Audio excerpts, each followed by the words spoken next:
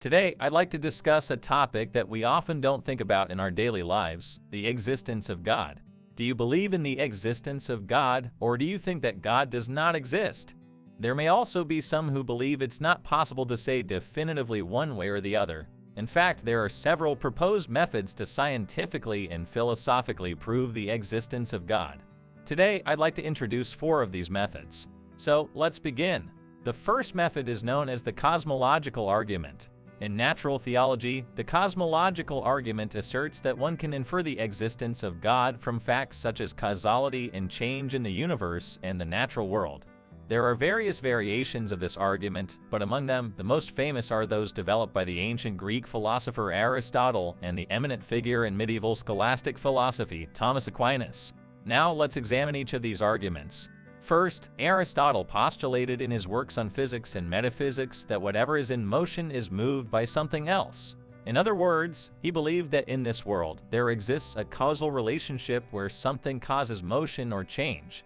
By tracing this causal relationship backward, he argued, one arrives at an unmoved mover and ultimate cause that itself is not moved by anything else but sets everything else in motion. This unmoved mover is identified as God, and Aristotle viewed its thinking as pure actuality. In this way, Aristotle formulated a cosmology that positions God as the fundamental cause of motion and change in the universe. Next, influenced by Aristotle and Islamic scholar Ibn Sina, Thomas Aquinas presented proofs for the existence of God in his work Summa Theologica, known as the 5 Ways. Among these, 3 are cosmological arguments titled From Motion, From Efficient Causation, and From Possibility and Necessity. These arguments all share the common theme of refuting the concept of infinite regression.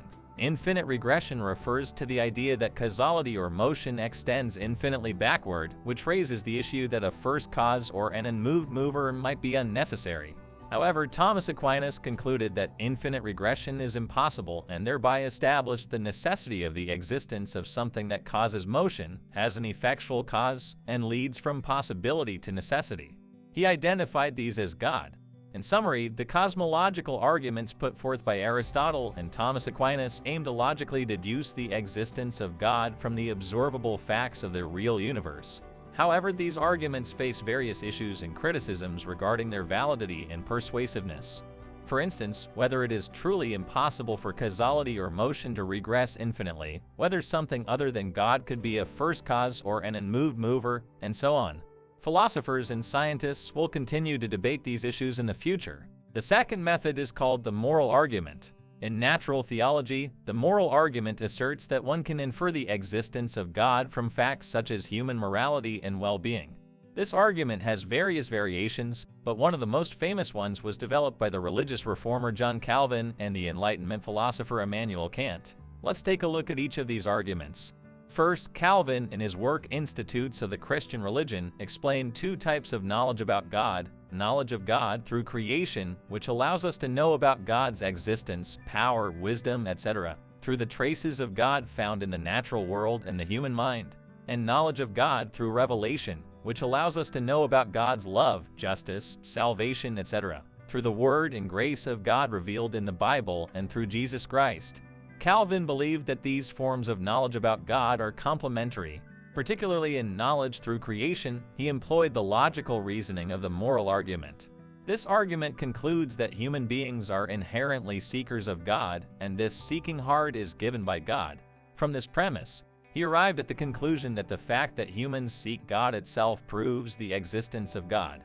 Calvin understood God as an inner longing and sense within humans, as demonstrated by this moral argument. Next, Kant, in his work Critique of Practical Reason, denied theoretical proofs of God's existence, such as cosmological or ontological arguments, on the grounds that existence is not a predicate but a concept. However, in the Critique of Practical Reason, he presented a practical proof of God's existence known as the moral argument. This argument concludes that since humans have a moral obligation to act according to moral laws, and this obedience should be rewarded with happiness, there must exist an afterlife and an all-powerful, all-knowing, and all-good God in order to realize the highest good, which is the harmony of moral goodness and happiness. Kant thus understood God as a concept that is integral to human reason and freedom, as demonstrated by this moral argument. The above outlines the moral arguments by Calvin and Kant. The moral argument seeks to logically derive the existence of God from facts such as human morality and well-being. However, there are various issues and criticisms regarding its validity and persuasiveness. For instance, questions arise about whether humans truly seekers of God are, whether moral laws are genuinely universal, whether the highest good is realistically achievable, and whether there might be alternative ways to achieve the highest good aside from God. Philosophers and scientists will continue to debate these questions in the future. The third approach is known as the miraculous proof. In natural theology, this argument asserts that one can infer the existence of God from facts such as miracles and prophecies, which are considered to be the result of God's supernatural intervention. There are various variations of this argument, but among them, the most famous ones were presented by Moses, a prophet in Judaism, and Jesus Christ, the founder of Christianity. Let's take a closer look at each of these arguments. Firstly, Moses is featured in the Old Testament books of Exodus and Numbers. He followed God's instructions to free the Israelites from Egypt and lead them to the promised land of Canaan. In the process, Moses accomplished remarkable feats through the power of God. For instance, he turned his staff into a serpent, turned the Nile River into blood, and brought 10 plagues upon Egypt. Additionally, he parted the Red Sea, provided manna and meat in the wilderness, and brought forth water from a rock. Furthermore, he received the 10 Commandments and the law from God at Mount Sinai. These miracles served as evidence that God had chosen Moses as a special prophet and had made a covenant with the Israelites through him.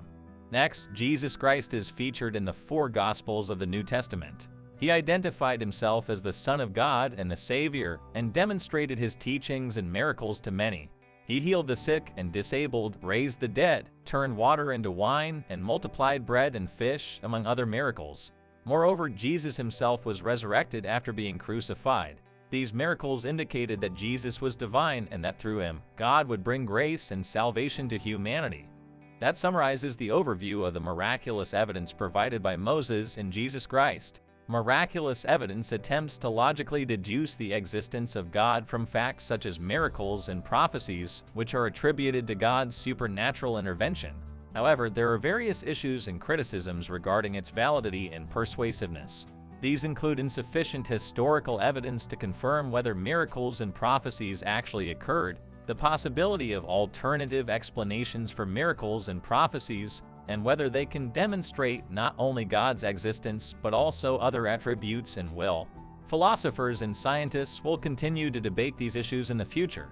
The fourth method is known as teleological argument. In natural theology, it asserts that one can infer the existence of God from facts such as purpose, beauty, and order in the world or nature.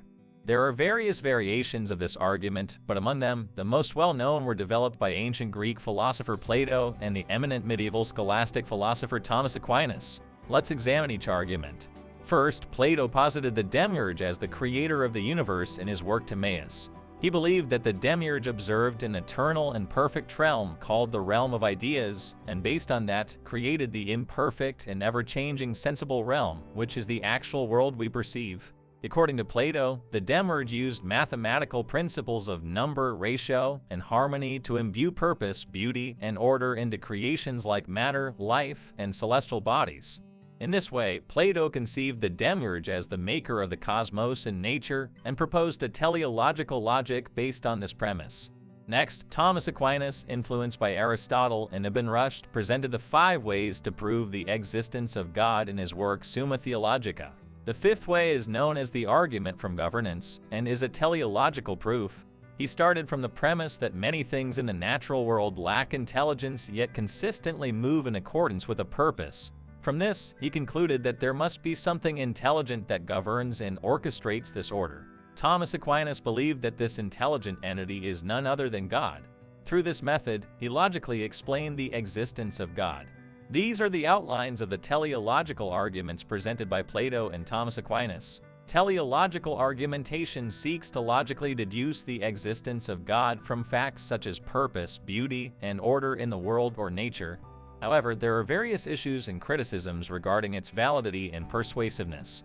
These include the subjectivity and diversity in determining whether there is indeed purpose, beauty, and order in the world or nature, the possibility of explaining purpose, beauty, and order through causes other than God, and whether purpose, beauty, and order can be proven to encompass attributes and will beyond just God's existence. Philosophers and scientists will continue to debate these issues in the future.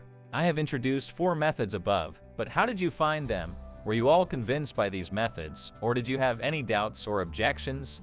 Of course, these methods have various problems and limitations. Proving the existence of God is by no means an easy task. However, precisely because of this, I believe we need to contemplate about the existence of God for ourselves. Does God exist? Does God not exist? Or, in what manner does God exist? What does God mean to us? Answering such questions will have a significant impact on our lives and worldviews. If you found it interesting, please subscribe and give it a thumbs up. Stay tuned for the next episode. Thank you.